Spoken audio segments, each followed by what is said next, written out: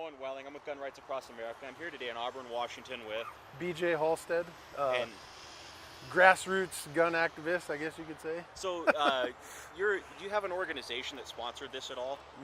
Not other than, just regular guys that are members of wahguns.org, and as well as other friends and family that put money towards it. Just kind of more like a bulletin board it's kind of a newfangled bulletin board, you could say social media. Yeah. On the internet, but it doesn't have a purpose like the NRA or the Committee for Citizens' Right to Keep and Bear Arms. Yeah. It's a place for people to get together online. Yeah, exactly. And you guys... Discussions about all sorts of things up to and including 594. At what point did you become aware of what was going on with 594? I think it was in August I started, noticing stuff about it, and then... So August of 2014? Yeah. Okay. And I, read it, and... So you read all 18 pages? Yeah, I've read it multiple times now, and some of the stuff is just really hard to believe that, if you can read and comprehend what's written there and understand the definitions of the word that are spelled out in the initiative, they're talking about some really drastic, constricting things, taking people's rights away. What's your biggest concern in that arena? I think the biggest concern is the language they're using in the definition of the word transfer.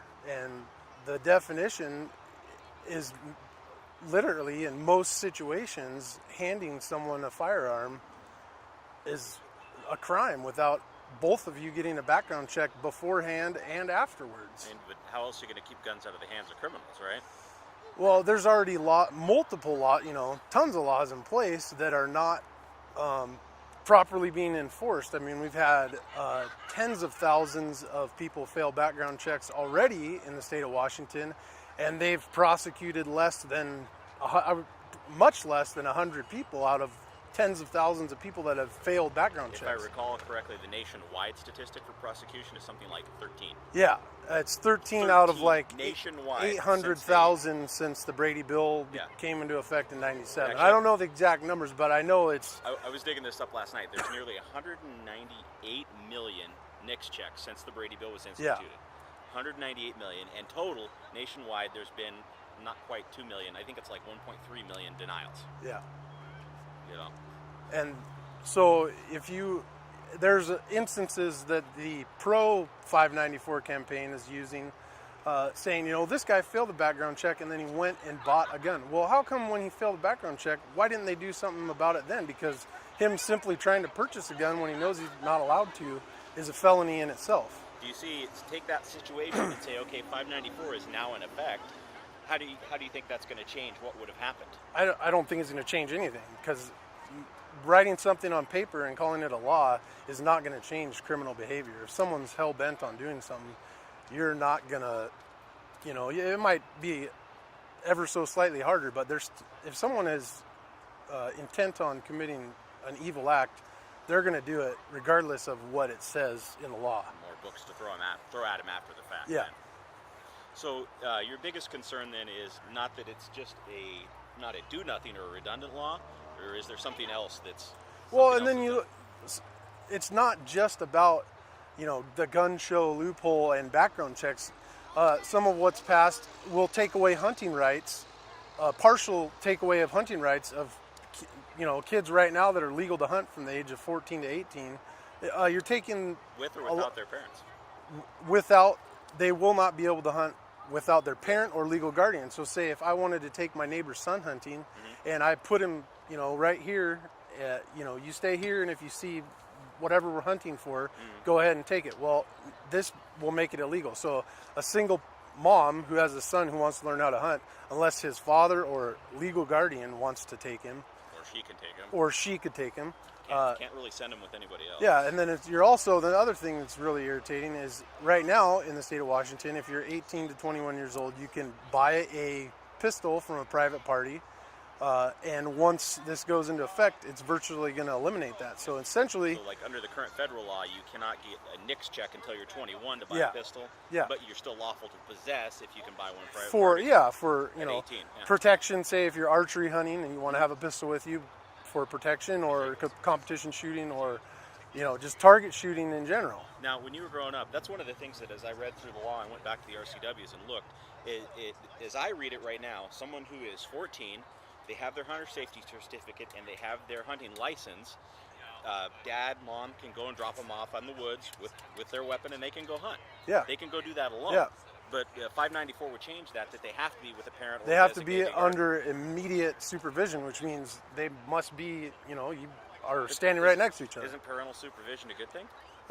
In some cases it is, but if you're already past a hunter safety class, that's a pretty intensive class and test, and you are legal to, purchase a hunting license, and you're of the age that's already in law, I don't see why 594 should be taking those rights away. What do you think about the provision? Is I understand it, if you make a full circuit, like say you hand your buddy a gun at the range and he hands it back, and by that time you're both felons. I think legally, as far as what is written in 594, technically or not, it makes that illegal.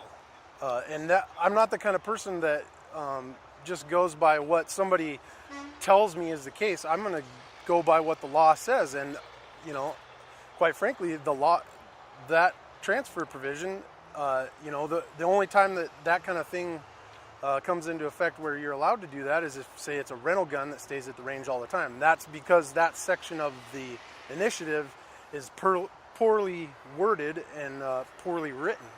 I think the intent, the way they wrote it, was so that when you're at a range, you could, share with your buddy. Well, what's the case if you're shooting in the woods? And also, the other problem is they talk about the governing bodies at an approved range. Well, what is that governing body? Who? Undefined. Yeah, there's no definition of it. So who knows what range in the state is? No one has ever said what the case is. Board. Yeah, or it could be the fact that there isn't any at all. So that would negate, this. Any permission Yeah. granted by that. Yeah, exactly.